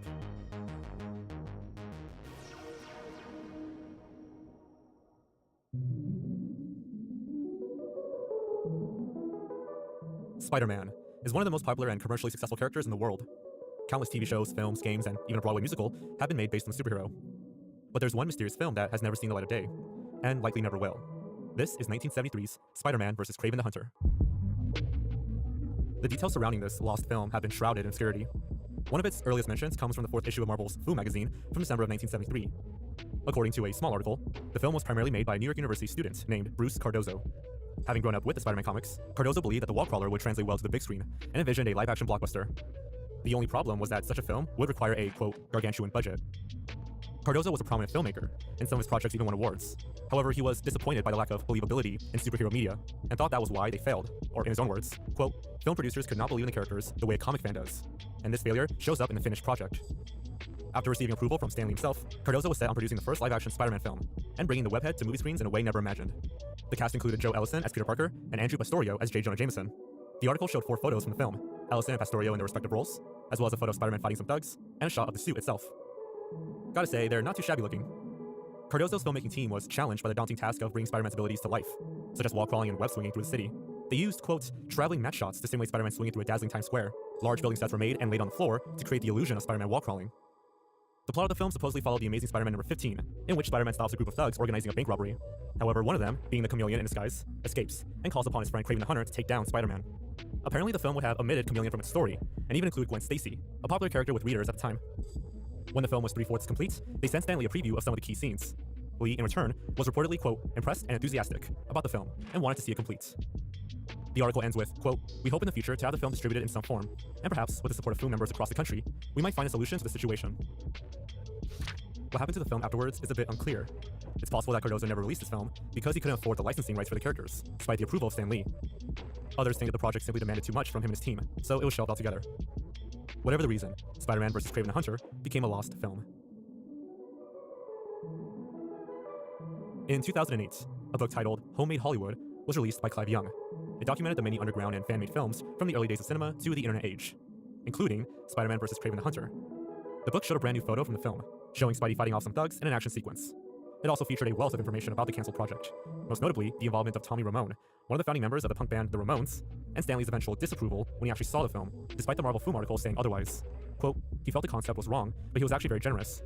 Stan said he'd give us any other character for free, but he wanted Spider-Man for himself. By the end of it all, Cardozo was fed up with the project, and wanted to move on with his career. The film was shelved, and has remained locked away. Cardozo grew up to become a special effects artist, working on Star Wars Episode 5, Superman 4, and even the Avengers. Funny enough, the success of Sam Raimi's Spider-Man inspired him to screen the film at a few conventions in Los Angeles and Las Vegas. Coupled with this book's release, this reinvigorated new interest in his lost Spider-Man film. In 2009, Dan Poole, director of the fan film The Green Goblin's Last Stand, was invited to the Fan Film podcast. Here he was asked about Cardozo's lost film, and this is what he had to say. Were you aware of the old Spider-Man Kraven movie? It was like 1974 to me? Were you like aware of this, or? I got aware of that, I think right after The Green Goblin's Last Stand. Yeah, because it actually came out lately, like the news about this movie. It's kind of like a secret. Yeah. Well, yeah, dude has been sitting on it since, the mid-'70s, late 70s, when he thought Marvel was going to do a deal with him. Yeah, that's right. As far as I know, to this day, right, the only time I had an email exchange with him about 6 years ago, he just refused to send a copy to anyone. He said, look, if you're in LA, I'll let you come by and see it, but it's not even weird. out. Yeah. I guess it's played at a couple festivals or something, but yeah, that is kind of strange why he wouldn't put it online and get some, right? Some credit. I heard. No, I read something very interesting about the Kraven movie. The guy NYC student film, and the authenticity that no one, at least no one I knew, ever thought about was that these New York superheroes might have New York accents. Right. I heard Peter Parker had a little bit of an accent. Not a gangster, but hey, how you doing? According to Dan, for whatever reason, Cardozo refused to send anyone a copy of his film, opting instead to have people come over to his LA home for a private screening. Unfortunately, it's said that his personal computer, which had a copy of the film, was destroyed at some point. Its last known screening was in 2015, during the Superhero Film Festival, which included, quote, a rare screening of one of the earliest fan films, Spider-Man, by Bruce Cardozo. Featured in an article in the Marvel fan magazine Foom around 1975 when first released, Spider-Man features appearances by Kraven the Hunter and Gwen Stacy, and the story is based on issue number 15 of the comic book. Since then, the film has remained lost time, and these 4 screenshots were its only remnants. Given that no bootleg recordings have ever surfaced, it's doubtful it'll ever be seen. In 2021, fellow Lost Media YouTuber All Things Lost uploaded a video discussing the lost film. It's a good watch and got me interested in the mystery. In the wake of that video's release, a still was uploaded by the author of Homemade Hollywood. They state on Facebook, quote, here's something special, a still from the film itself. It appeared in the book in black and white, so this is the first time it's been seen in color anywhere.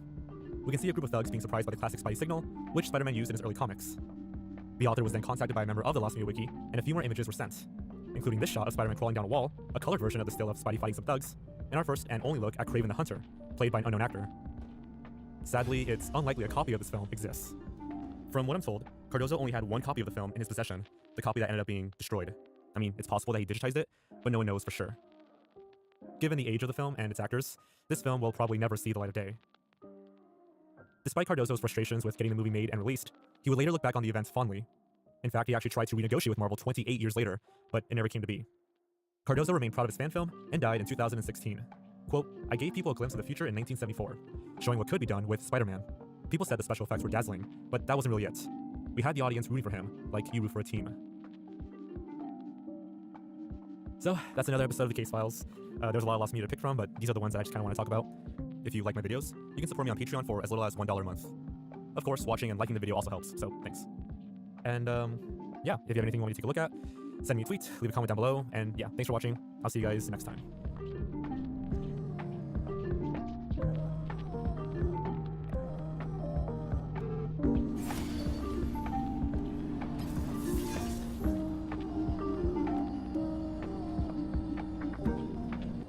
suppose I'll start with Iraq, which was best described by, has best been captured by, under its old regime form, a brilliant author, an Iraqi English, half Iraqi, half English author called Kanan Makia, who had to write for a long time under a protective pseudonym of Samir al-Khalil, and wrote a tremendous book called The Republic of Fear, which is the best full-word description that one could have of the regime of Saddam Hussein.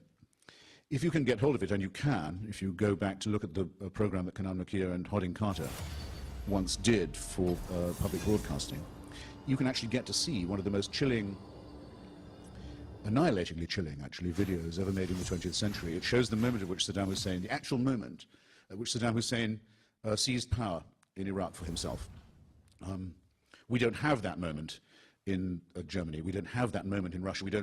We know what happened after the Kirov assassination in Leningrad and the opportunity it gave to Stalin to seize supreme power. We know roughly what happened in the night of the Long Knives, when Adolf Hitler realized that he could massacre every rival of his, not just in German politics, but within his own party, which is always the crucial thing.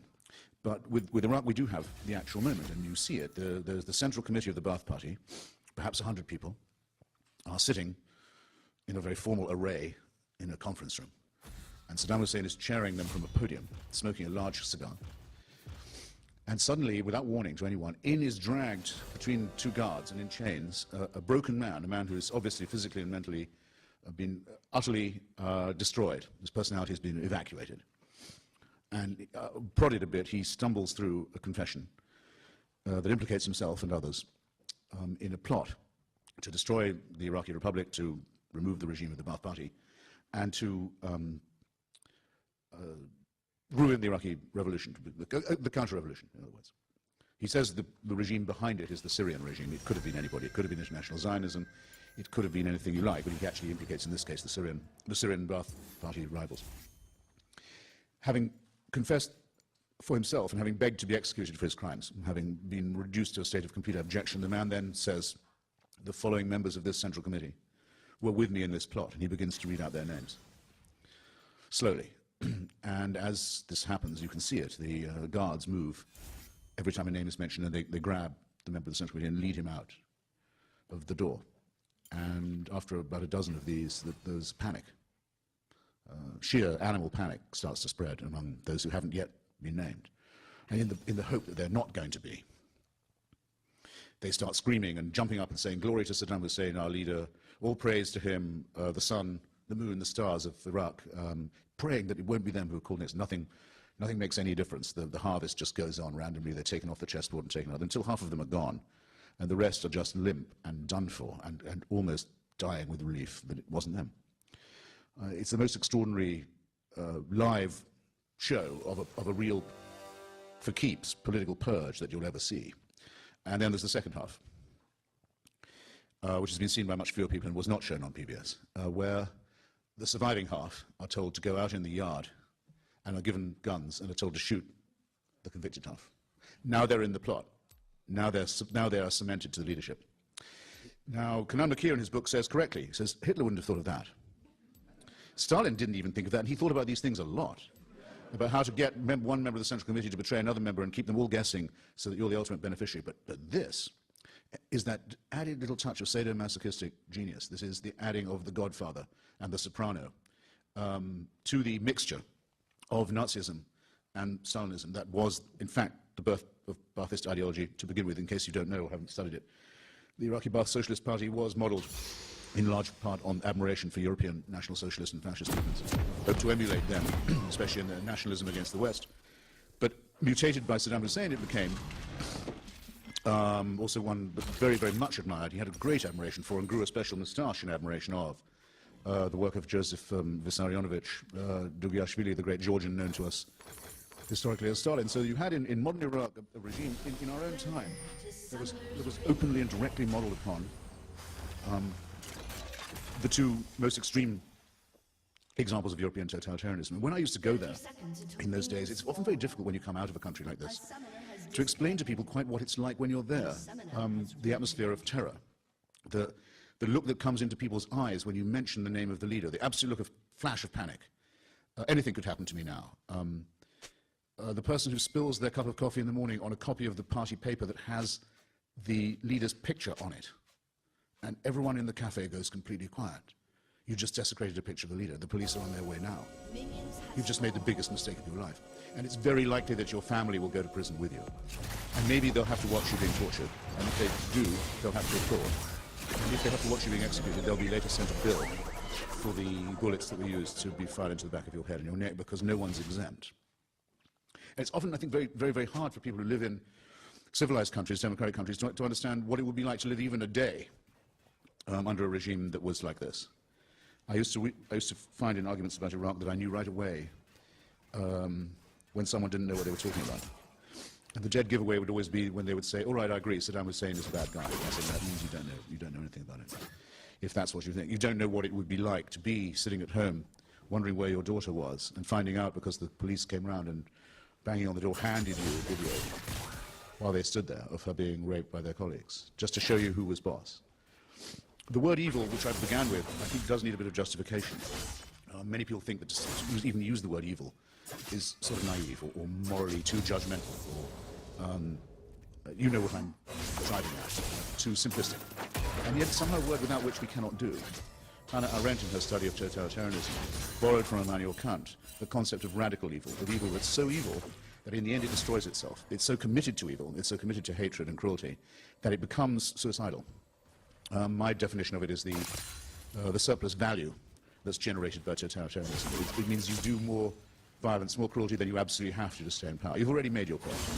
You've done everything you need to do to make people realize that you're in power, but you somehow can't stop. There has to be a special appetite. There must be special prisons for rape. There must be special graves, mass graves, just for children. There must be the desire to see how far you can go. And even if you know this will in the end bring retribution, it's worth it in some sense for its own sake. Maybe that's the only redeeming thing about it. Maybe the irrationality is the one saving grace of it, but at any rate, it's not a word, it seems, that we can abolish from our vocabulary.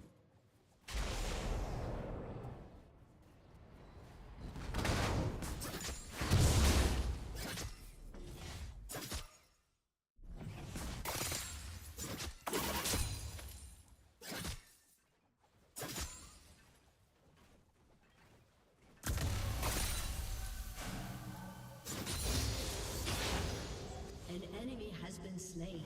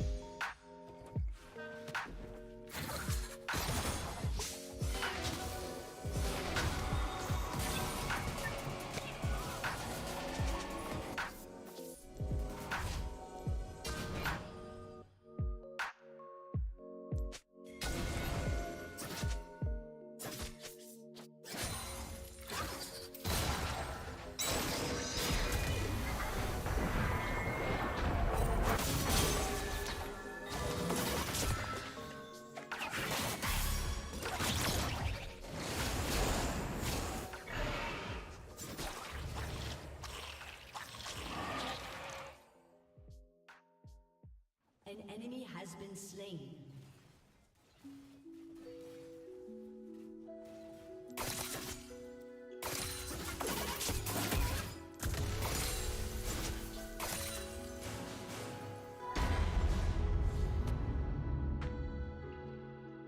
An enemy has been slain.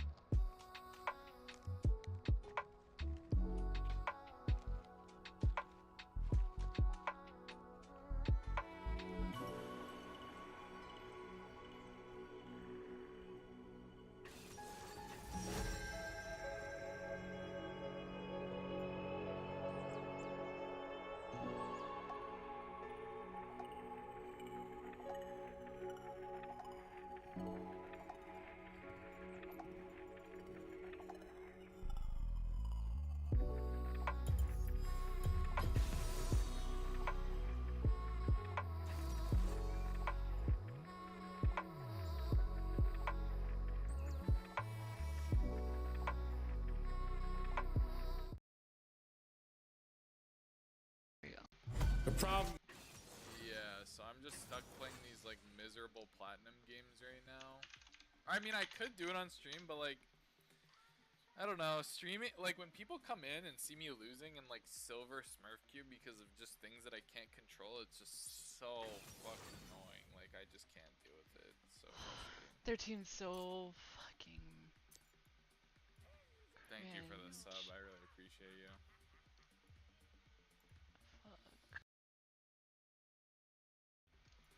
I'm practicing Aphelios. I need to go back to playing Twitch more. Let's do this. Hogfish. Crazy. Facts. Thanks for the follow. I love that emote in your server. I use it all the time. They should change like the Twitch pog to be that pog. Crazy.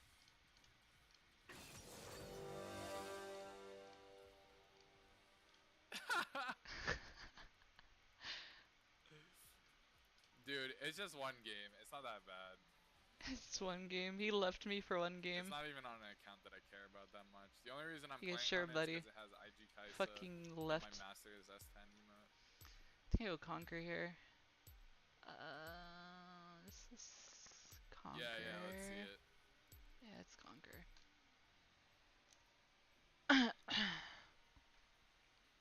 Dude, I'm in is like this guy I'm playing in, like, 2 games at once? Discord servers all just for emotes when I really sure.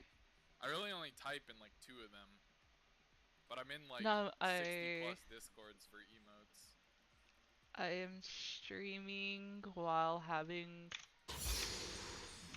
Thank you. I really like it. Like the idea. He's kind of smurfing. I just ended him last game. That I had previously like thought of. I'm so That's happy where the I love 1 in the 13 screenshot is from with Thresh. Welcome to Summoner's Rift.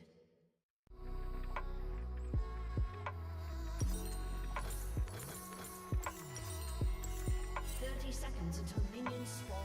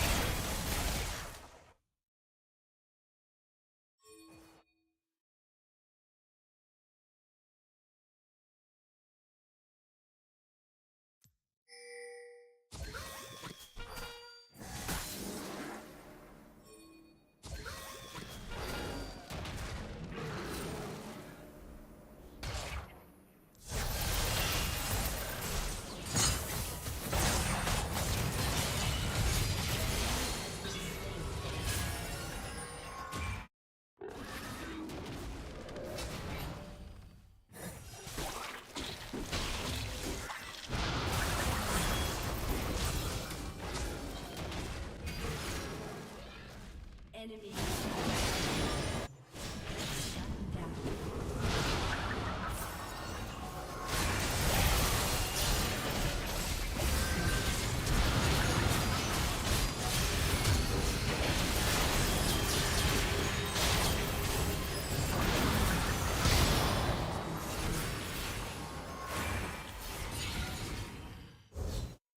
Your team has destroyed a turret.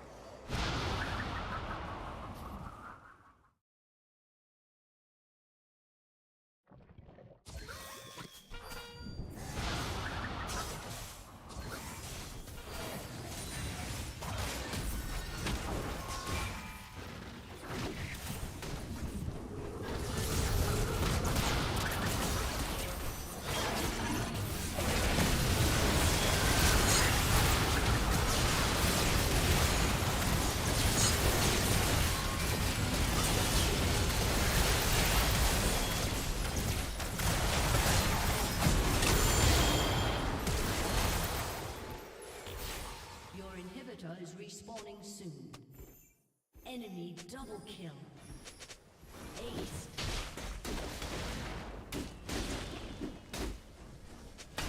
A summoner.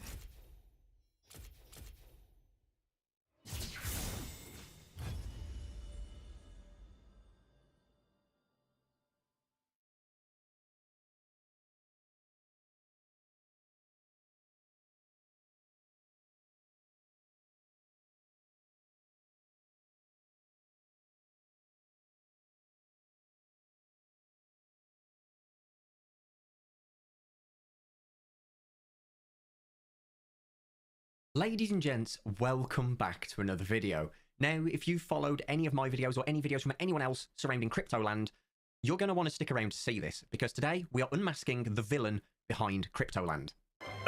Sir, welcome to Cryptoland, the hodlers of last resort. Oh, brilliant. Hey, stacking stats like crazy, right? Now, before we start, I want to give a massive shout out to two people in my Discord, Sanji and Arnie, both of which have performed a full analysis of Etherscan on the blockchain to bring us this information today. Really couldn't have done this video without them, so let's jump into it. Cryptoland is an island that two people, Elena and Christopher, were planning on buying. What were they buying it for? Well, they were buying it to send all the crypto bros there. Anyone who's interested in blockchain, NFTs, Web3, you name it, this is the place for them. Or at least it was supposed to be. Here it is. Home to every misfit, reprobate, outlaw, renegade in the galaxy. No law, no police, no government, no responsibility. It's everything we always talk about, man. This very quickly fell flat on its face when people realized that they don't in fact own the island that they're selling. I know, this is incredibly hard to believe that a crypto project does not own the thing that they're selling. Unheard of, I know. Now, where things started to get even weird and fall apart more at the seams, if they hadn't already fallen apart completely, was when there was a single influencer advertising this that seemingly has nothing to do with the two people that are running it. Not to mention that the two people running it are not well known in the crypto space for anything. They're not even known in the crypto space because they're not in it. And this became quite evident that whenever someone asked them a question about crypto specifically, it became very apparent that they didn't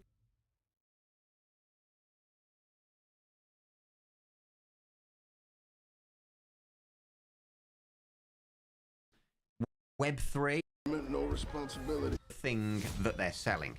Unheard of, I know. Now, where things started to get even weird and fall apart more at the seams, if they hadn't already fallen apart completely, was when there was a single influencer advertising this that seemingly has nothing to do with the two people that are running it. Not to mention that the two people running it are not well known in the crypto space for anything. They're not even known in the crypto space because they're not in it. And this became quite evident that whenever someone asked them a question about crypto specifically, it became very apparent that they didn't actually understand crypto based off their answers. They were answering things about contracts, but they were talking about legally binding contracts when people were actually asking about the crypto contract, you know, the thing that governs the law of Web3. On top of that, they went from having a fully planned out sewage system for the island to then not having a plan for the sewage system, to saying they own the island, but then they don't, but then they have it on reserve, but then they don't. They then go on to post on Twitter that the age of consent on their island is whatever you deem as mentally mature. You can't make this shit up. So already we're off to a very rocky start, between crossover lies that never meet in the middle, not owning actual rights to the island, and just some really dodgy feelings around the entire project. Now, we always knew that this was never going to come to fruition. It's done. It's basically Lord of the Flies meets Hunger Games on a shitty island that has clearly not been bought for many reasons, one of which being the immense amount of typhoons they receive on a yearly basis. That is why it's uninhabited. For the most part, there's like one person living there, which makes this whole thing even weird, but I digress. So this brings us on to today. Now, on the 8th of November 2021, a YouTuber called Kyle Shahzeh uploaded a video saying that he was buying the very first plot of land on Cryptoland. Now, there's nothing really suspicious about that. Crypto YouTubers are generally pretty stupid. They will buy anything that looks like a shiny new JPEG. But this was different. This was buying land and a JPEG. This was a 2-for-1. So Mr. Shahzeh could not help himself. Now, with Mr. Shahzeh being the first person to buy a plot of land and the contract only having one purchase shown on it on the same date that that video was uploaded, we have irrefutable proof as to the ownership of the wallet that purchased that. This wallet, as highlighted on screen, D266D. You can see here that they purchased the NFT. They purchased the Cryptolander NFT from the Cryptoland contract. Now, what was strange about this is when we scanned through the blockchain a while back, it said that this purchase was not for the $500,000 that Mr. Shahzeh said he paid for this, but instead it was for half the price. Guys, I just minted 160 ETH NFT, and it's sick. In this video, guys, I'm buying a real piece of land in crypto paradise on Fiji. This has been a really long time coming. I'm super excited. Let's check it out. And ETH pumps today, too, so I'm actually getting an even better discount on this one. Now, my initial thoughts on this, and the same as most people's, was he's an influencer who's been given a discount to promote it, right? That seems like the logical explanation here. But it's actually far more nefarious than that. Now, to just further back up this case, for those who haven't seen the previous videos, after that video was uploaded and after we checked the Etherscan blockchain scan, we actually went back to Mr. Kyle's video. And on his video, when he's showing you him purchasing the land, you can in fact see that the price he paid is half of what it should have been. Again, irrefutably tying Mr. Chazé to this wallet, D266D. He did try to cover it up in the video with a white box, but he's that much of an absolute melon that he left 2 frames where it was uncovered and you could see the price he actually paid. Now, on the same date that Mr. Chazé had paid for his Cryptoland pass and his piece of land, the Cryptoland contract mysteriously withdrew all 157 ether that was paid from their contract into a holdings wallet. This holding wallet from now on will be referred to as 5F54F, the wallet that funds will move from the Cryptoland contract into, to be stored. Now, that's not an unusual thing to do. A lot of them do this. But this will be more relevant in a minute. So, following the moving from one wallet into a holding wallet, there are then 3 separate transactions. Bear in mind, this is only 3 hours after the last scan that we just showed. Here is one for 50 ether, another one here for 50 ether, and look at this, a third one for 55 ether. That totals up to 155. That amount's probably sounding quite familiar, because it's very close to the original of 157 ether. Now, accounting for price change, it's pretty much the same amount of money. Now, with this information, you may be asking yourself, how does this tie in to Kyle and his initial purchase? Well, Kyle being the melon that Kyle is, on the 31st of January 2022, so they waited a little bit. And let's search this again just to show. Now, I've highlighted Kyle's wallet address here, D266D. As previously mentioned, this is Kyle's wallet address, and we know that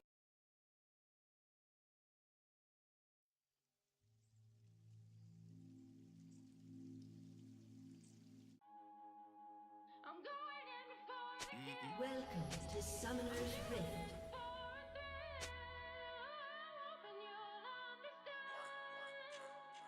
Yeah, but man, that was so good. 30 seconds until minions spawn. To never be stuck up on the block then. More money, more problems.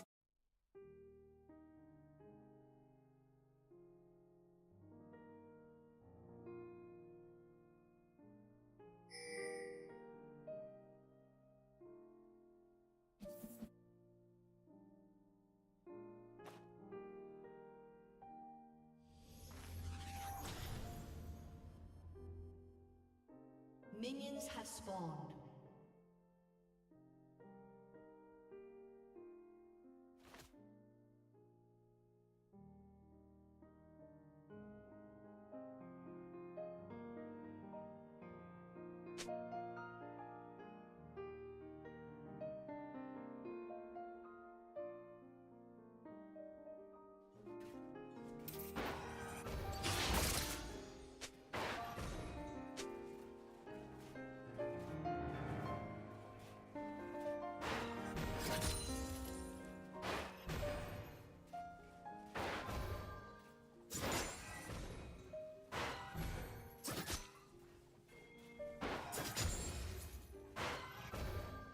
First blood.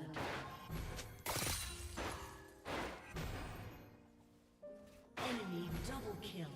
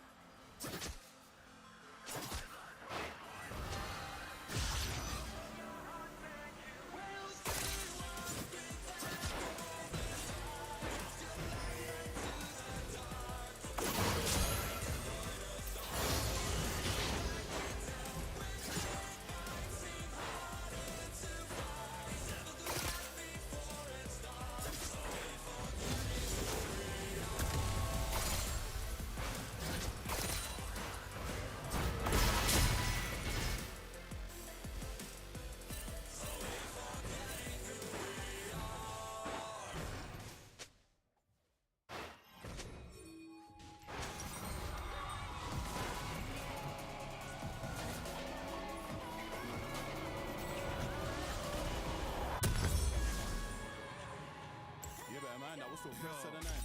No privilege, but I had the option. Ally has been slain. That long like Arsenal, Tottenham. Everybody wanna hate now, but fuck them. Got from.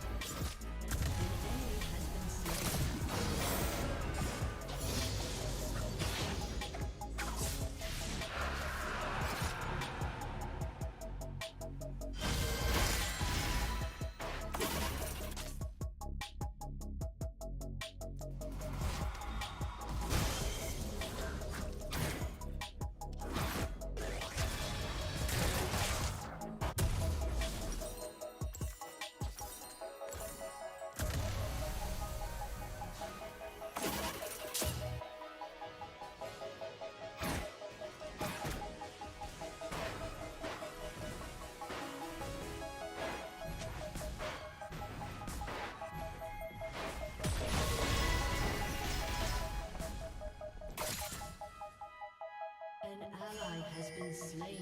An ally has been slain.